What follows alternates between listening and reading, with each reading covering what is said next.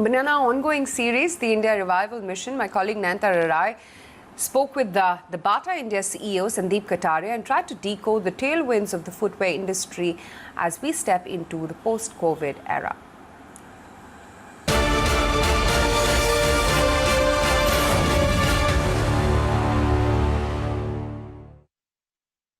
As you know that during the lockdown, all our stores had to be closed down in line with the government's mandate.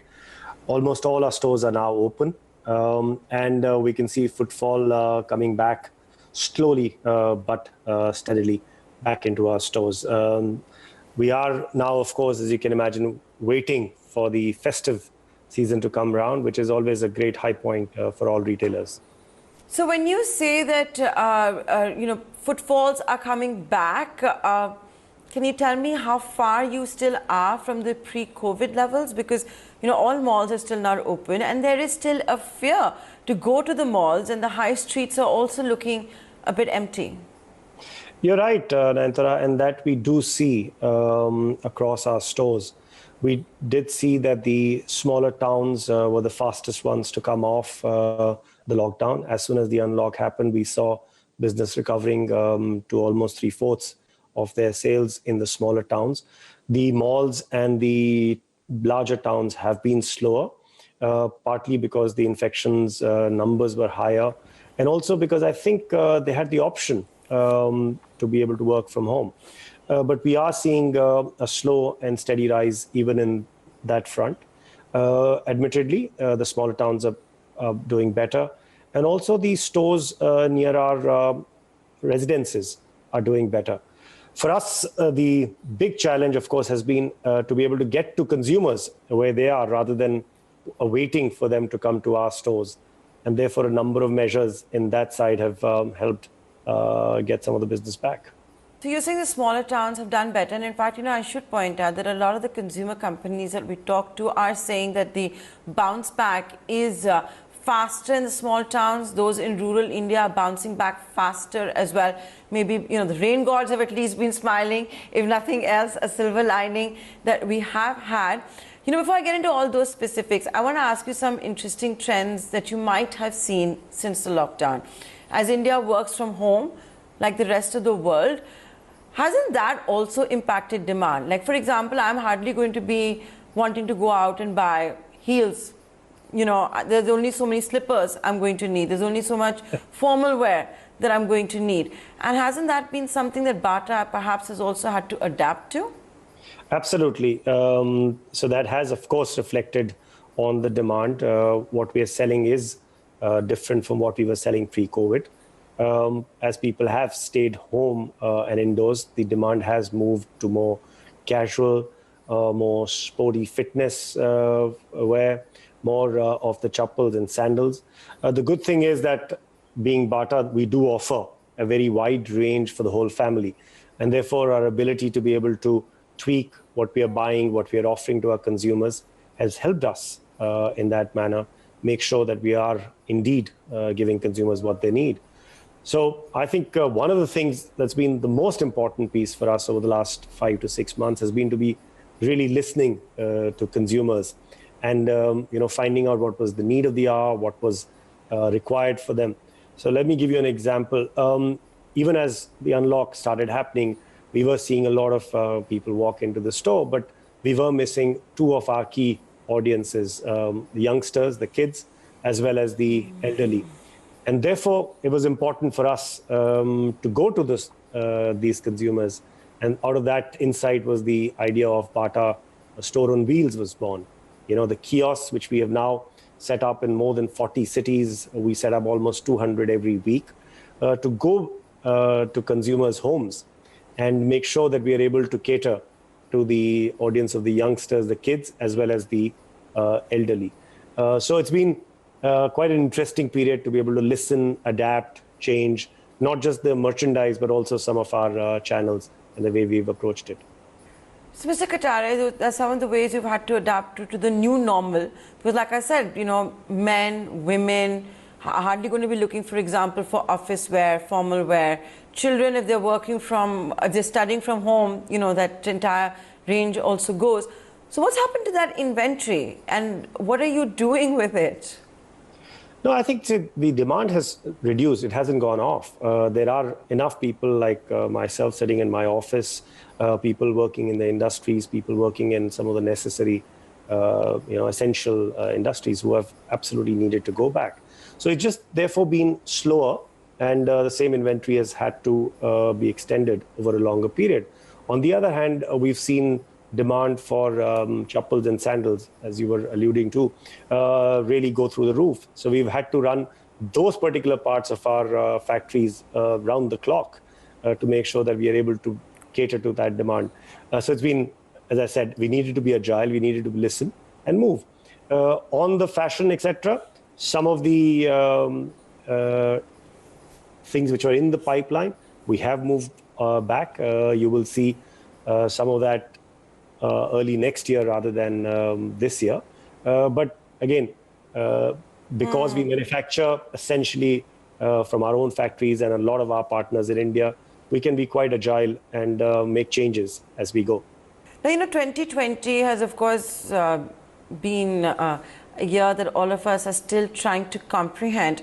But if I were to look at the footwear industry at large, so pre-COVID, you of course had Budget 2020, in which the government did hike the import duty on footwear from 25% to 35%. Footwear components, that was also hiked from 15% to 20%. I'm sure you folks at Bata were dealing with all of that. And then came along the world's biggest lockdown, which we of course saw in India. How did you tackle all of that? So I think first things, just to clarify, we produce a lot of our footwear, almost 95% plus of our footwear in India, right? So for us, some of the import duties and etc. have very limited impact. On how do we handle the COVID, like all of us, we had to really break it up into four different parts. I think the first one was to make sure that we were all talking to our teams and continuous dialogue with them, because safety was paramount. And of course, second piece was around making sure that we had the right cash is king, making sure that we were in a good place. Thankfully, Bata balance sheet is in a great shape on that front. So really the first phase was survive. The second was to revive, which is, I think, what we are now beginning to come to the end of. All our stores are open, 95% plus of stores. Our distribution channel, our e-commerce channels are all now chugging along. And now we move into what I call the revitalize phase, which will hopefully, over the next 6 to 9 months, move into when we say thrive and we start growing over COVID levels. In this, while we were in the revival phase, it was important, as I said, to make sure that we were safe. All our stores had very strong SOPs to ensure, first, our teams were safe, and also give the confidence to our consumers. So a very thorough checklist, which everybody had to go through every morning and several times through the day, including reminders. So, Mr. Kataria, if actually, can I come in there? Sure. So, Mr. Kataria, sorry to interject you. I want to come in there. Now, all of us who've been going to Bata showrooms and to buy footwear, to try on footwear, and you've also had, staff, supporting staff at your stores, which help the customers wear their shoes, tie their laces, right? We've all been to Bata stores. How have you made that experience feel safe to customers? Because can it really be contactless if you're opening for business in modern retail outlets? So you cannot, you can be contactless to the extent it is possible. All your payments can be contactless. You can encourage consumers to be able to reach out and take footwear on their own. One of the things that we implemented as soon as we opened was that if a consumer had tried out a pair of footwear, we would quarantine it for 72 hours and not offer it back on the shelf or to another consumer. Our own teams had the right equipment for themselves, whether it was masks, whether it was sanitizers. We're also making sure that we were checking their status through the Setu app. Now, what we also then went on is to make sure that customers were feeling safe and comfortable, was to be able to take some basic details for them. And if we needed to be able to reach back to them and contact them. On our own staff side, we went through a lot of detailed, as I said, training on SOPs, which had to be translated to 11 languages, many ways to be done, to ensure how much distance we could keep, how you could offer a shoe to a consumer to try on their own, and then step back. Yes, it does mean that what we would ideally like to be able to help you even try the shoes on wasn't possible all the time. But, it's like, at least we were able to get to a place where we were able to offer, suggest, service our customers in a reasonably free manner as we reopened. We also had to, in line with government regulations, control people inside the stores. Mr. Kataria, because you said that the smaller towns are coming back faster, can I just follow up and ask you that this entire conundrum, if I can call it that, of trying on a shoe, employees helping you wear the shoe, tie the shoelaces and all of that, is that even an issue in the smaller towns, or is it in the bigger metropolitan cities actually where there might be a fear at all? No, I think... I'm just trying to understand a consumer. No, rightfully. No, it is. I think on that front, they're not very different. The profile of the shoes that we sell, yes, does change. And yes, you do have more slip-ons, and therefore the need for shoelaces probably is lower in the really smaller towns. But having said that, that inhibition was very much there. I think the answer on why smaller towns came back faster or have shown better response is quite simple. A lot of small town India still tends to come to bigger towns to do their shopping. With a lot of movement restricted, there was clearly demand in the smaller towns itself.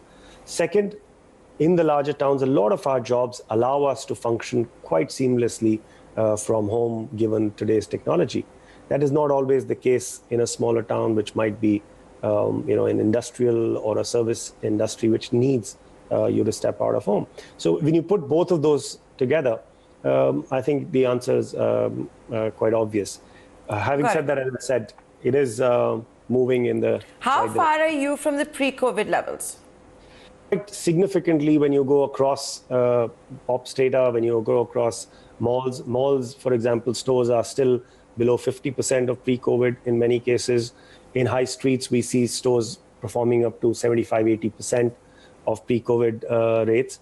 The distribution business, which caters essentially to the lower, open shoes, that's pretty much back to normal pre-COVID. E-commerce is doing even better than pre-COVID. So it is quite a mixed bag, depending on what part of the business you look at. Now, the other part I wanted to ask you was, and you're being candid here and saying that, you still have a long way to go to bouncing back to the pre-COVID levels. Then what are you doing to make sure that you bounce back quicker and faster? You've got a festive season, for example, coming up as well.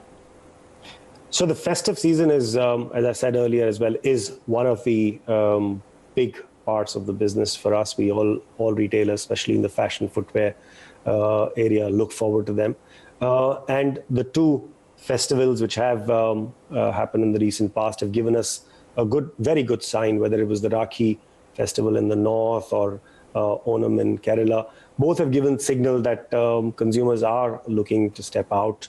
They are looking for products they want to buy and help them feel better and be ready for the festivals. So that is going to help. And I think we will be pretty close to where we were pre-COVID levels post that festive period. What has also happened, of course, is at this period, it's also given us an opportunity to look at our costs, go back and discuss with our landlords. But I think even more importantly, look at other channels of reaching out to consumers and see how we can get those ready. So digital, if you look at it pre-COVID, it would have been a one or two pronged digital approach to consumers. We would sell on our own site at bata.in, or we would sell through the horizontal platform, the marketplaces. During COVID, we realized there were still many digital early adopters or even novices, which we needed to help out. So we set up a whole chain of WhatsApp-enabled shopping, where consumers can call, chat up with our store managers, and if need be, get onto a video call, and the products can be delivered to home. The other one was kiosks going to their homes, and both of those, for example, when we were there in the condominiums or in their near their houses, we realized we weren't able to carry our full assortment, and then we were able to use our own apps, our own tabs, to be able to show a bigger range to these consumers and deliver later. So, which is digitally assisted. And Okay, we're going to take a very quick break on that note. Market's still holding on. We're clinging on to 10,900. Good market breadth as well. So far, so good. After the break, we're going to have Sanjay Nair from KKR India join in.